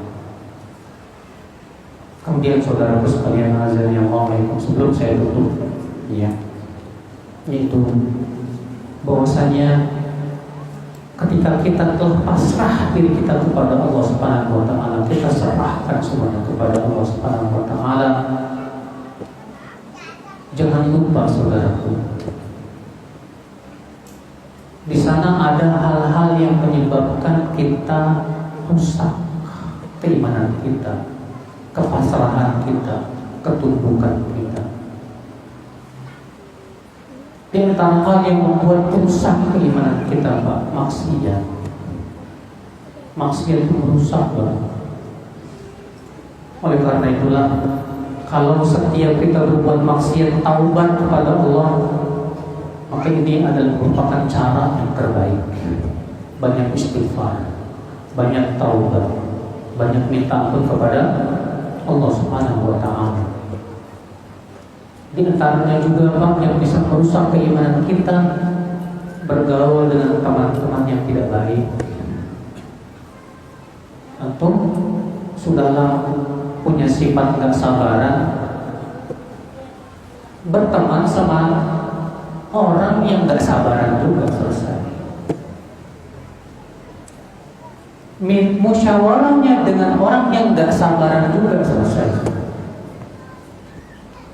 Tapi kalau antum ya saat ditimpa musibah, kok kesabaran saya mulai berkurang, lalu bermusyawarah dengan orang-orang yang penyabar, insya Allah Allah berikan kepada antum kekuatan dan kesabaran. Ini saudara sekalian, ya, semoga yang saya sampaikan bermanfaat, dan bagi yang mau bertanya hanya boleh dengan kertas. Saya tidak membuka tanya jawab langsung, karena yang namanya bertanya secara langsung itu banyak motifnya, Pak. Ada yang tukang mancing, ya, tukang mancing ikan, Pak, mancing kerisuan. Ini sekarang di zaman sekarang ini zaman edit-editan. Ceramah saya bisa diedit-edit biar saya masuk kerjaan. Sibah. Saya sudah lama ingin mempunyai buku-buku hadis, namun saya nggak bisa bahasa Arab. Kata Ibnu Qayyim, kebodohan itu termasuk penyakit. Kebodohan itu termasuk penyakit. Termasuk apa? Sekarang kalau antum punya penyakit nggak bisa bahasa Arab, obatnya apa dong? Nah, itu obatnya belajar bahasa. Tapi Ustaz, susah Ustaz. Capek ngapalin pala apa sih itu? Ya akhi, yang namanya juga nuntut ilmu harus susah payah. Makanya Syekh Bakar Abu Zaid ketika menyebutkan tentang sifat-sifat penuntut ilmu apa? Di antara sifat penuntut ilmu itu harus punya sifat rujulah, jantan. Nggak cepat payah, nggak cepat keok ketika menghadapi rintangan. Banyak di antara kita susah dikit mundur. Salah, Pak, cara untuk itu seperti itu. Harusnya antum lihat teman saya bisa, masa saya nggak bisa. Nah itu, ya. Mohon referensi Ustaz untuk buku-buku hadis yang sudah diterjemahkan ke Indonesia yang lengkap dengan sanad-sanadnya. Emang kalau ada sanadnya itu bisa pelajari. Ya. Sanad itu bagi mereka yang bisa mempelajarinya, Pak. Haddatsana fulan bin fulan. Kita harus menilai seorang perawi itu butuh ilmu. Ilmunya namanya ilmu jarh wa ta'dil. Oh, kalau gitu kasih saya referensi ilmu tentang jarh wa ta'dil bahasa Arab. Susah. Yang jelas, Pak, ya. Alhamdulillah terjemah.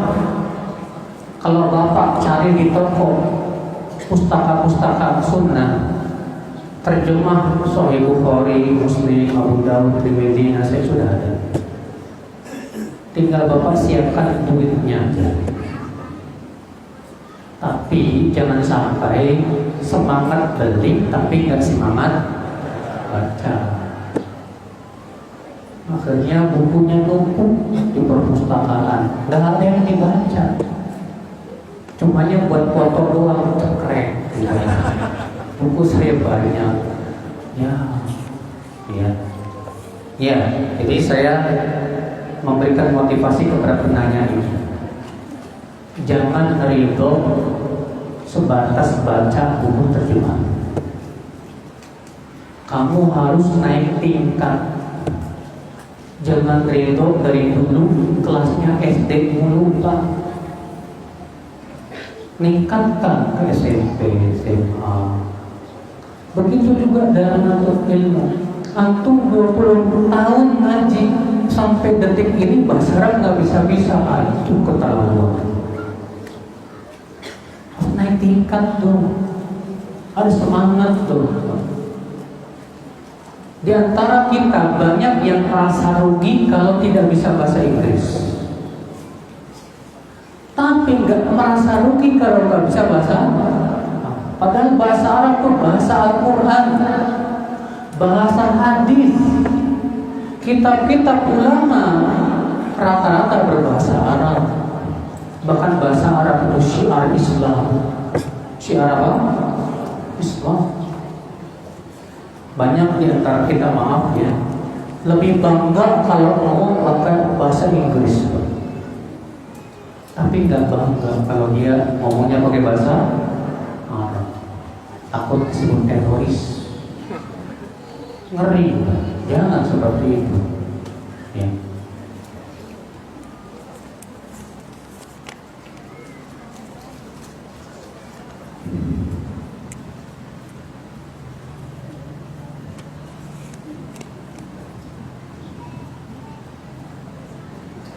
Doakan saya supaya menjadi orang yang bertakwa.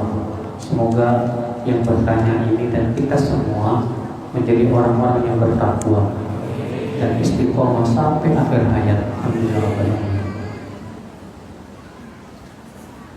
Seorang wanita yang memilih untuk bekerja karena untuk sedekah. Hal ini karena maksud hadis kebanyakan penghuni neraka adalah perempuan. Karena kurangnya sedekah dan kalau hanya menjadi ibu rumah tangga tidak ada penghasilan untuk sedekah. Apakah ada keringanan ibu rumah tangga untuk bekerja di luar supaya bisa sedekah? Sedekah hukumnya apa? Sunnah apa wajib? Baik. Allah berfirman kepada para wanita, waqarna fi buyutikunna, dan tinggallah kalian di rumah-rumah kalian. Perintah.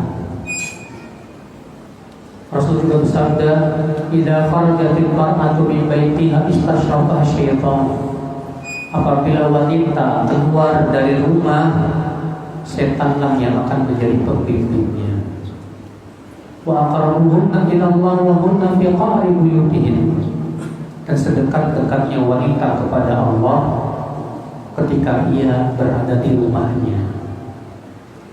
Ada enggak wanita sahabiyat yang nanya ke Rasulullah, boleh enggak saya kerja di rumah untuk saya sedekah? Adanya apa? Sahabiyat berusaha sendiri di rumah. Duduknya. Rasulullah SAW pernah berada di depan semua istri-istrinya. Semua istri Nabi kumpul. Ya. Apa kata Rasulullah ketika ditanya oleh para istri-istrinya? Wahai Rasulullah, siapa yang pertama kali menyusul engkau nanti setelah meninggal? Kata Rasulullah, yang pertama kali menyusulku nanti setelah meninggal, yang paling panjang tangannya di antara kalian.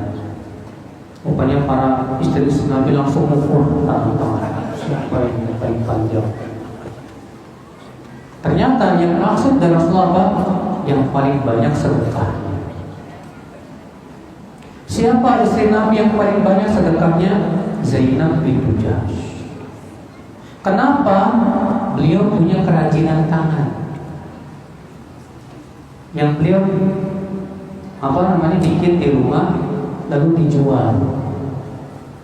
Hasilnya sedekah. Nah, coba kamu ngikutin sahabat punya kerajinan di rumah. Tapi ingat ya, jangan sampai setelah usaha kamu bagus cuek sama suami sama anak. Ini musibah terkadang. Ada sebagian istri karena merasa sudah punya usaha, gajinya lebih gede dari suami, suaminya disikut. Ada teman saya, dia masya Allah kasihan, sampai istrinya karena penghasilnya lebih gede dari suaminya, istrinya minta cerai. Istilahnya orang Jawa dipenyekin tuh, ya, dihina suaminya. Itu musibah juga. Jadi ya, bagaimana caranya supaya kamu tidak keluar rumah, sementara perintah Allah supaya sering di rumah. Itu ikutin tadi cara sahabiat tadi. Kamu bisa bikin kerajinan apa? Apa yang kamu bisa untuk kamu bisniskan? Sekarang untuk berbisnis melalui media sosial mudah sekali. Banyak mereka yang mulai bisnis dari media sosial, alhamdulillah omzetnya banyak, bahkan ratusan juta dan yang lainnya. Bismillah, tawakal. Daripada antum keluar, kamu keluar, suami dicuekin, istri siapa yang diberi? Karena dalam Islam yang wajib mencari nafkah siapa? Suami. Ya.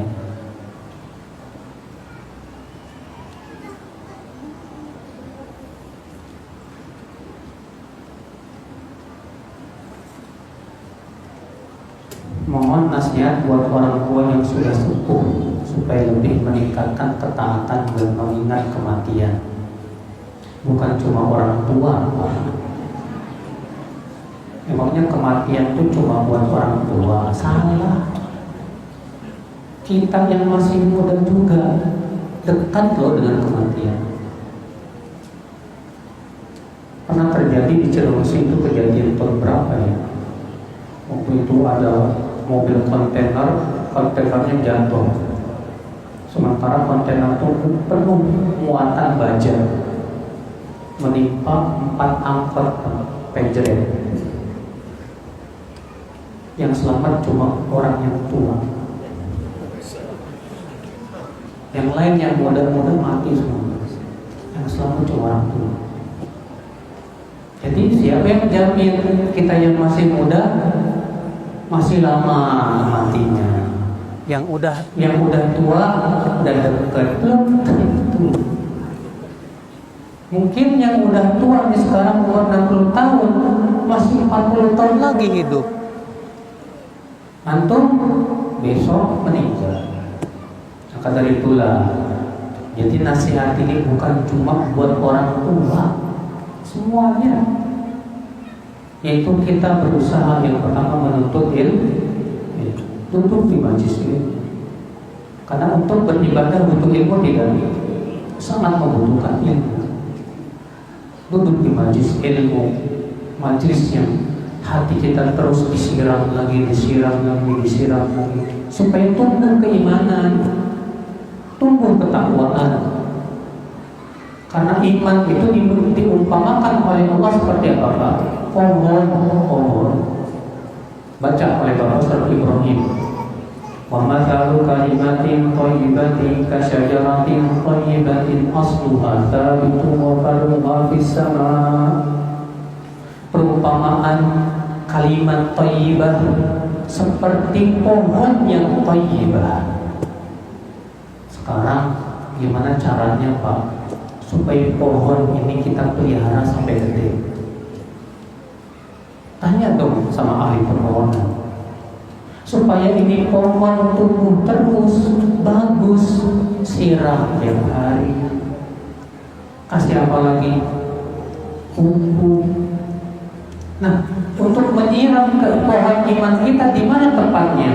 Di majelis ilmu. Dengan kita rajin ke majelis ilmu, disiram lagi. Ilmu pupuk untuk iman kita.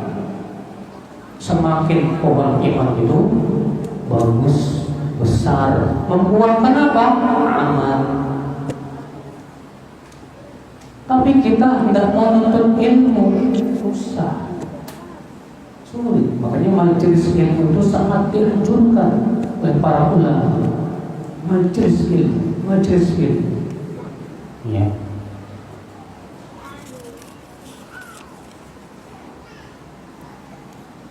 Apakah ada amalan Ustaz untuk membuat istri jadi nurut sama suami? Saya ingat perkataan seorang ulama salaf, tapi saya lupa ulamanya siapa. Bahwa semakin suami tunduk dan patuh kepada Allah, maka Allah jadikan istri dan anaknya patuh kepada dia. Dan semakin suami kurang patuh dan tunduk kepada Allah, semakin pula istrinya seperti itu. Jadi kalau kamu ingin supaya istrimu patuh pada kamu, patuhlah kepada Allah. Patuhi Allah dengan sepatuh-patuhnya. Niscaya Allah akan jadikan istrimu pun patuh pada kamu. Gitu. Insya Allah. Terutama yang wajib-wajib, ya, sholat, 5 waktu dan yang lain.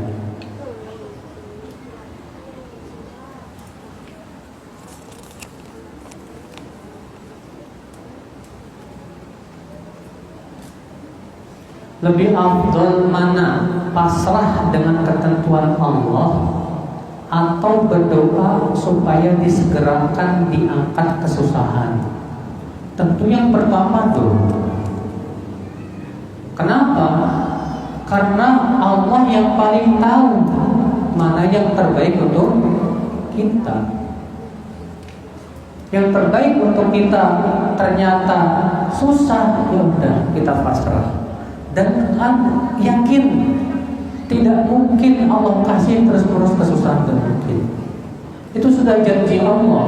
Allah yang mengatakan, fa inna ma'al usri yusra. Inna ma'al usri yusra. Itu sudah janji Allah. Sesungguhnya bersama kesulitan akan ada, bersama kesulitan akan ada kemudahan. Al-Imam Ibnu Katsir ketika menafsirkan ayat ini mengatakan apa?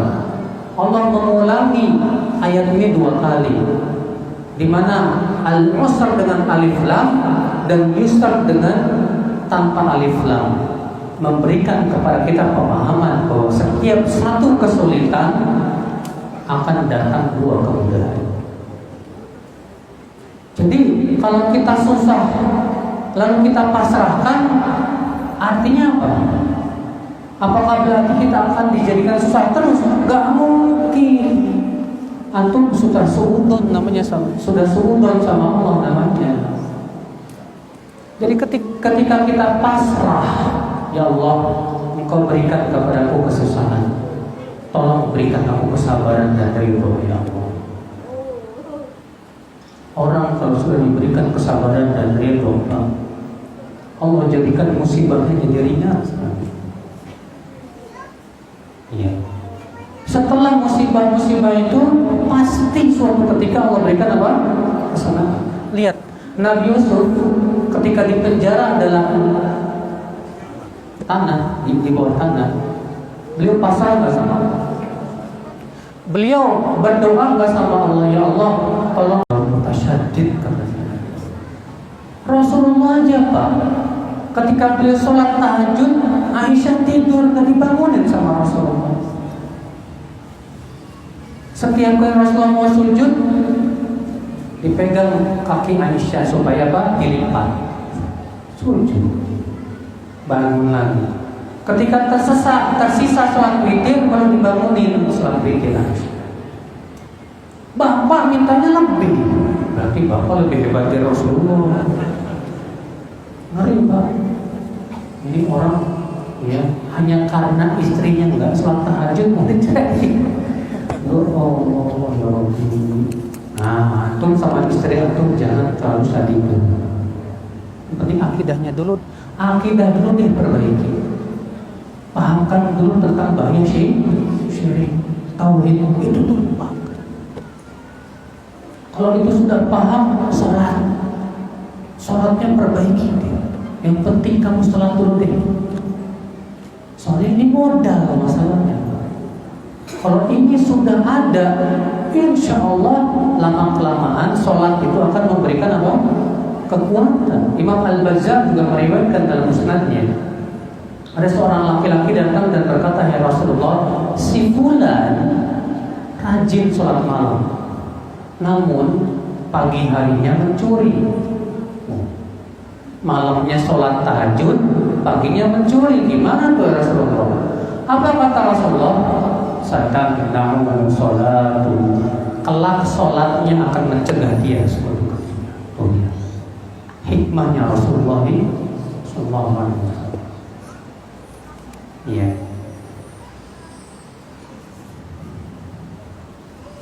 Saya sholat tahajud mampu jam 3:30. Apakah boleh tidak sepertiga malam? Tapi anak istiqomah, nggak masalah.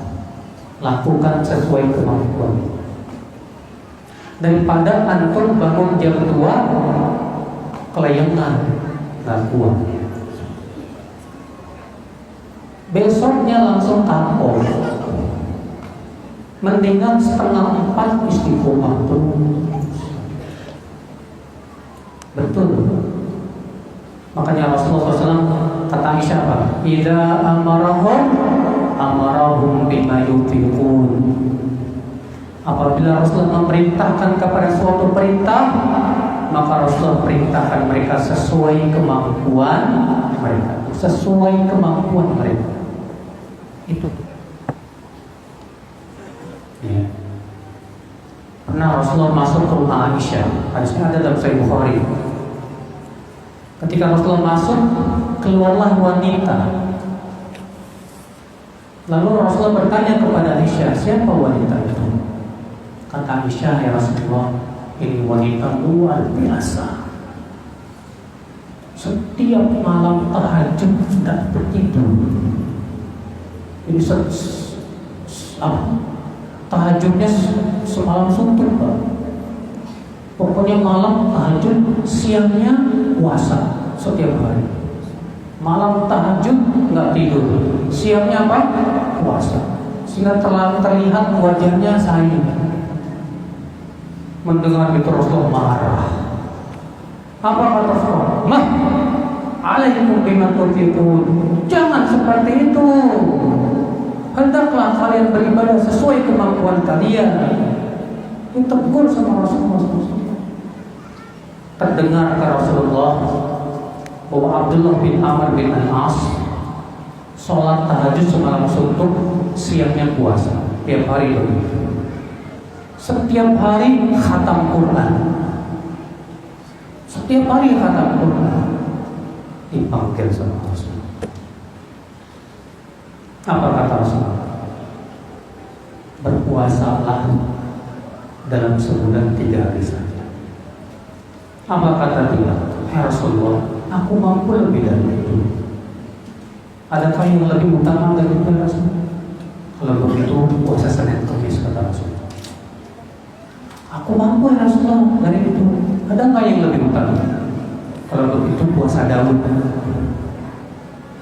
Kata Abdullah, aku mampu lebih dari itu. Ada nggak yang lebih utama? Lebih utama dari itu? Tidak ada. Tidak ada yang lebih utama dari itu. Lalu Rasulullah bersabda, khatamkan Quran sebulan sekali. Kata Abdullah bin Amr, aku mampu lebih dari itu. Kalau begitu khatamkan setiap 15 hari sekali. Aku mampu lebih dari itu ya Rasulullah. Kalau begitu khatamkan setiap seminggu sekali. Aku mampu lebih dari itu ya Rasulullah. Kalau begitu khatamkan setiap 3 hari. Aku mampu lebih dari itu ya Rasulullah. Kata Rasulullah, tidak ada kebaikan orang yang menghatam lebih cepat dari 3 hari. Akhul Islam azannya Allah banyak. Rasulullah tegur para sahabat yang ibadahnya luar biasa, tapi itu Pak, memaksakan nggak benar. Cara ibadah seperti itu tidak disetujui oleh Rasulullah SAW. Makanya antum bisanya setengah 4 tahajud, ya udah. Yang penting kamu istiqomah deh. Bisanya jam 4 enggak masalah. Yang penting apa? Istiqomah. Nanti antum sekali-kali tambah sedikit aja. Tambah lagi sampai terbiasa. Karena jiwa kita ini butuh pembiasaan, Pak. Ya.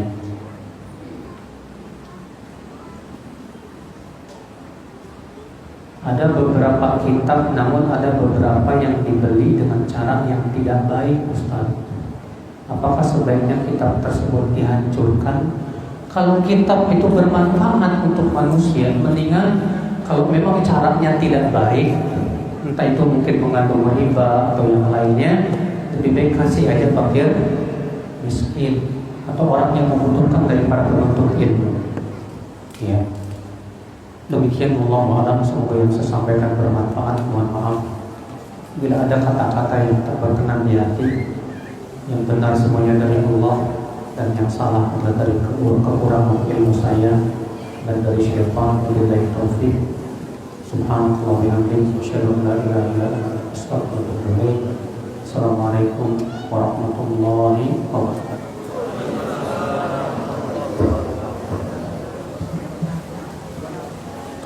Thank you.